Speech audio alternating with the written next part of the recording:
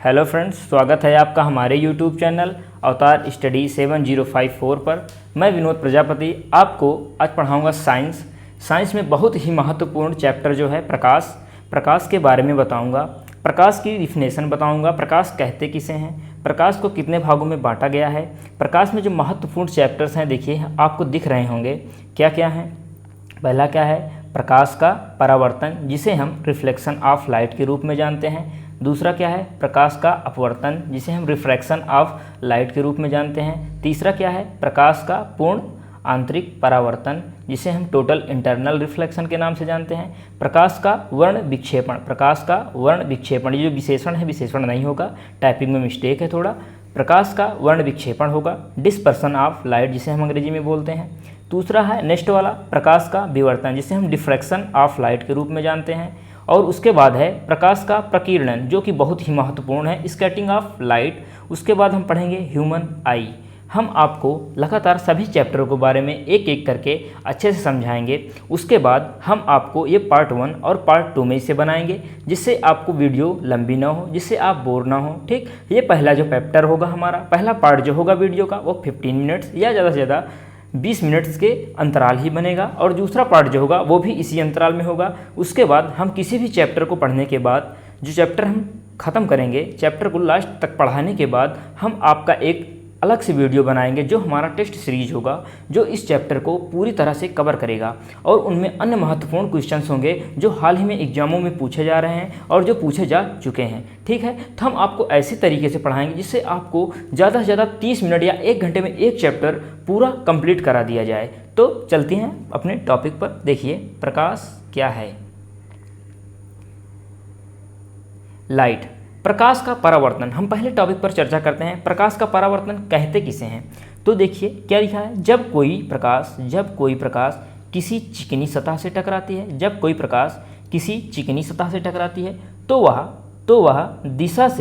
वह उस दिशा से दूसरी दिशा की ओर लौट जाती है। और इस प्रक्रिया को हम क्या कहते हैं, प्रकाश का परावर्तन। क्या कहते हैं, प्रकाश का परावर्तन। जब कोई प्रकाश, देखिए ये सूर्य है आपका, ये सूर्य है, ये कोई भी प्रकाश किसी चिकनी सतह, ये समतल है, ठीक, ये समतल है, समतल सतह है। देखिए कोई भी प्रकाश किसी चिकनी सतह से टकराती है, ये टकराई, यहाँ पे टकराई और वह उस दिशा की ओर पुनः लौट गई तो दूसरी दिशा की ओर लौटना ही क्या कहलाता है, प्रकाश का परावर्तन। देखिए क्या कहलाता है, प्रकाश का परावर्तन।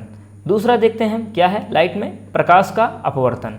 प्रकाश का अपवर्तन किसे कहते हैं, दिख रहा होगा आपको। जब कोई प्रकाश एक माध्यम से, प्रकाश का अपवर्तन, जब कोई प्रकाश एक माध्यम से दूसरे माध्यम में जाती है और उसकी प्रकाश तिरछी आपतित होती है तो वह अपनी मुख्य दिशा से हट जाती है।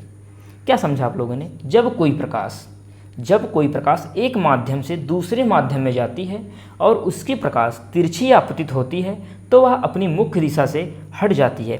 आपने देखा ये फिगर जो बना हुआ है, आप देखिए ये ऑफ है, ठीक, क्या है, ऑफ है, इसमें दिख रहा होगा आपको क्या लिखा है, ऑब्जर्वर। आप देख रहे हैं एक समुद्र में या एक पानी में, ये ऊपर का एरिया है, देखिए ये ऊपर का एरिया है और ये नीचे का एरिया है जहाँ पर पानी भरा हुआ है, जल भरा हुआ है। आप अपने ऑब्जर्वर अपनी आंखों से देख रहे हैं तो ये देखिए ये जो मछली है, जो एग्जैक्ट प्लेस इसका ये है, एग्जैक्ट प्लेस इसे है यहाँ है, लेकिन आपको क्या है, आपको ये मछली यहाँ दिख रही है। तो क्या हुआ, जब कोई प्रकाश एक माध्यम से दूसरे माध्यम में जाती है और उसका प्रकाश तिरछा आपतित होता है तो वह अपनी मुख्य दिशा से हट जाती है। जो एग्जैक्ट दिशा इस मछली की है ये है, लेकिन आप ऊपर से देख रहे हैं, तो ये मछली आपको यहाँ दिखाई दे रही है। तो क्या हुआ, प्रकाश का अपवर्तन वो होगा जैसे पानी में कोई भी वस्तु है, जैसे देखो उदाहरण में हमने लिखा है तारों का टिमटिमाना। तारे कैसे टिमटिमाते हैं बताइए। देखिए पृथ्वी होगी, पृथ्वी पर कई परतें होती हैं, ऐसे 1 2 3 कई परतें होती हैं। तो उधर से आती कोई भी मतलब रेखाएं जो इसकी किरणें होती हैं, आते इसके पृथ्वी पर जो तारे होते हैं, इसके बगल पूरे तारे होते हैं, इधर पूरे तारे होते हैं। तो क्या होता है कि तारों का टिमटिमाना आपने अपने ऑब्जर्वर अपनी आंखों से देखा, एग्जैक्ट प्लेस से जो मछली है वो दूसरे स्थान पर आपको दिख रही है, लेकिन इन्हीं परतों के माध्यम से आपका जो जो आपके देखने का नज़रिया है, आपके प्रकाश की तिरछी आपतित होगी तो ये तारों का टिमटिमाना, मतलब तारे आपको टिमटिमाते हुए नजर आएंगे। ठीक, तारे टिमटिमाते हुए नजर आएंगे। उसी प्रकार दूसरा क्या है, पानी में पड़ा सिक्का। पानी में पड़ा सिक्का तल से ऊपर की ओर दिखाई देना। आप देखते होंगे या बाल्टी में कोई पानी में सिक्का पड़ा हुआ है तो लगता है कि पानी से थोड़ा बाल्टी के नीचे से जो तल होता है उसके ऊपर दिखाई दे रहा है, दिखाई देता ही नहीं। पानी में पड़ा सिक्का तल से ऊपर दिखाई देना, यह महत्वपूर्ण उदाहरण है दोनों, तारों का टिमटिमाना और दूसरा उदाहरण है पानी में पड़ा सिक्का तल से ऊपर दिखाई देना। तो समझ गए होंगे प्रकाश का अपवर्तन क्या है। प्रकाश का अपवर्तन वही है जिसे आप अपने एग्जैक्ट नज़रों से देखते हैं पानी में तो वह दूसरी स्थान पर दिखता है। उसी प्रकार जैसे तारों का टिमटिमाना है, कई परतों द्वारा वह टकराकर उसकी किरणें उस पृथ्वी तक आती हैं, पृथ्वी से उसकी किरणों तक द्वारा जाती हैं तो वह तारों का टिमटिमाना नजर आता है। वैसे पानी में पड़ा सिक्का तल से ऊपर की ओर दिखाई देना। तो आगे चलते हैं, प्रकाश का अपवर्तन समझ गए होंगे आप लोग। तो नेक्स्ट है क्या है, प्रकाश का पूर्ण आंतरिक परावर्तन। वेरी इंपॉर्टेंट है ये, प्रकाश का पूर्ण आंतरिक परावर्तन। क्या है प्रकाश का पूर्ण आंतरिक परावर्तन, समझिए। प्रकाश का पूर्ण आंतरिक परावर्तन क्या है, प्रकाश की किरणों द्वारा सघन माध्यम से विरल माध्यम में प्रवेश करते समय यदि आपतन कोण का मान क्रांतिक कोण से अधिक हो जाए तो प्रकाश की किरणें विरल माध्यम में प्रवेश नहीं करती। क्या कह रहा है क्वेश्चन, मतलब क्या कह रहा है परिभाषा इसका, प्रकाश की किरणों द्वारा सघन माध्यम से विरल माध्यम में प्रवेश करते समय यदि आपतन कोण का मान क्रांतिक कोण, जिसे हम C से प्रदर्शित करते हैं, क्रांतिक कोण से अधिक हो जाए तो प्रकाश किरणें विरल माध्यम में प्रवेश नहीं करती हैं, वह पुनः सघन माध्यम में लौट जाती हैं, जिसे हम क्या कहते हैं, जिसे हम प्रकाश का पूर्ण आंतरिक परावर्तन कहते हैं। देखिए, प्रकाश का पूर्ण आंतरिक परावर्तन कहते हैं। ये फिगर आपको समझ में आ रहा होगा, समझिए ये फिगर क्या कह रहा है, जो आपने परिभाषित किया है, हमने जो परिभाषित किया है, क्या आप उससे समझ पा रहे हैं। देखिए हम एक दूसरा फिगर बनाते हैं आपको समझाने के लिए। देखिए ये एक रेखा है, ये ऊपरी भाग जो है इसका क्या है, ये ऊपरी भाग क्या है इसका, ये इसका विरल माध्यम है। ठीक, ये इसका विरल माध्यम है और इसके जो नीचे का पार्ट है, ये क्या है, सघन माध्यम। ये ध्यान रखना, ऊपर का पार्ट जो है वो विरल माध्यम में है और नीचे का भाग जो है वो सघन माध्यम में है। देखिए तो ये क्या रेखाएं होती हैं कि कोई अधिक हो जाए, प्रकाश किरणें विरल माध्यम में प्रवेश नहीं करती, कोई रेखा यहाँ से जाती है सघन माध्यम से तो वह विरल माध्यम में न जाकर बल्कि उसी रेखा में वह पुनः ऐसे लौट आती है। तो क्या कह रहा है परिभाषा, प्रकाश की किरणों द्वारा सघन माध्यम से विरल माध्यम में प्रवेश करते समय यदि आपतन कोण का मान क्रांतिक कोण से अधिक हो जाए तो देखिए ये फिगर होता है, इस पर कितना, ये देखिए ऐसे से लाइन खींच दिए तो ये कितने डिग्री का एंगल बना रहा है, 90 डिग्री का एंगल बना रहा है, 90 डिग्री का एंगल बना रहा है। कोई रेखा जब यहाँ से जा रही है तो एक दूसरी रेखा यदि हम इसे यहाँ प्रभावित करेंगे तो वो विरल माध्यम में न जाकर बल्कि वह सघन माध्यम में ही पुनः लौट आएगी, जिसे हम थीटा के रूप में प्रदर्शित करें, जिसे हम I1 या I2 का भी रूप दे सकते हैं।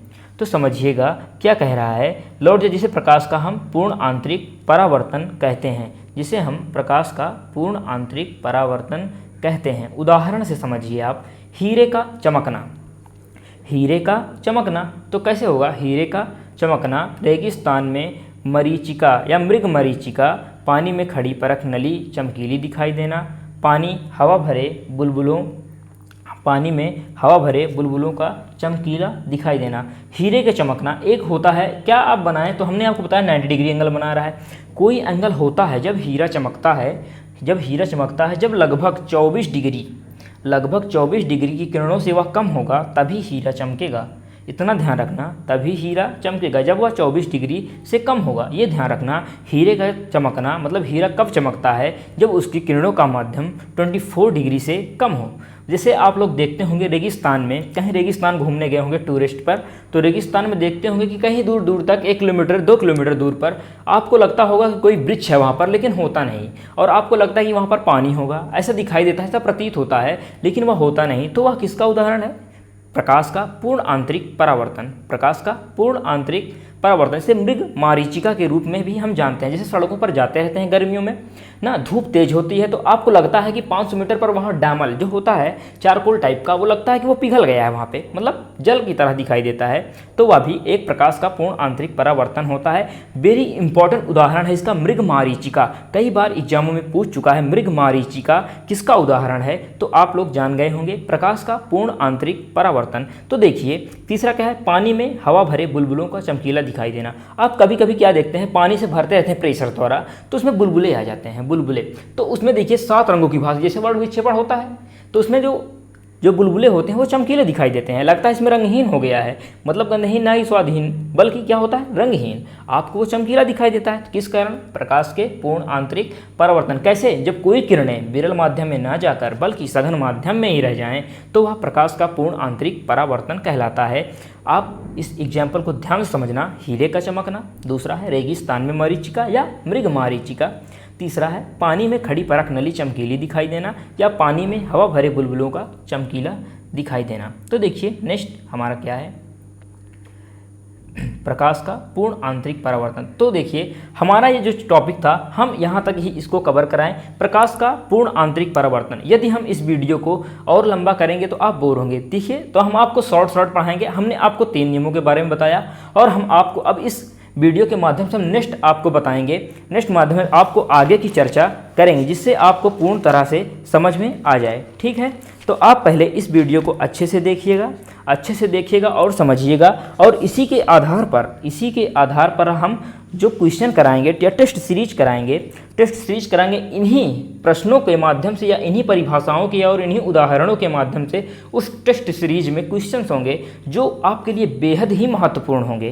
तो ये हमने जो महत्वपूर्ण क्वेश्चन किए हैं, देखिए जो हमने महत्वपूर्ण ये हम आपको बताए उसको तो आप ध्यान रखिएगा। देखिए यदि हम आपको एक टेस्ट सीरीज कराएं, पहला तो ये कुछ नहीं है, हम आपको ये टॉपिक पढ़ा दिए। यदि आपको अच्छे से समझ में आया हो तो आप इस वीडियो को अधिक से अधिक शेयर कीजिए, अपने फ्रेंड्स को बताइए और इस चैनल को सब्सक्राइब करिए ना। तो हम आपको छोटे समय में या कम समय में अधिक चीज़ें दे रहे हैं, तो आप उसे ग्रहण कीजिए और अपनी लाइफ को एक सरल माध्यम में बनाइए। देख आपको क्या करना है, मतलब कम वीडियो में ज़्यादा चीज़ें आपको मिल रही हैं। हम आपको इसीलिए 15-15 मिनट्स का वीडियो बना के हम अच्छे से आपको समझाएंगे ना। जैसे प्रकाश होगा, फिर अन्य टॉपिक जो होगा, घर्षण होगा, गुरुत्वाकर्षण होगा, कुछ भी होगा, हम आपको शॉर्ट वीडियो में ही बताएंगे, ना कि आपको 1 घंटे का वीडियो देंगे जिससे आप बोर हों।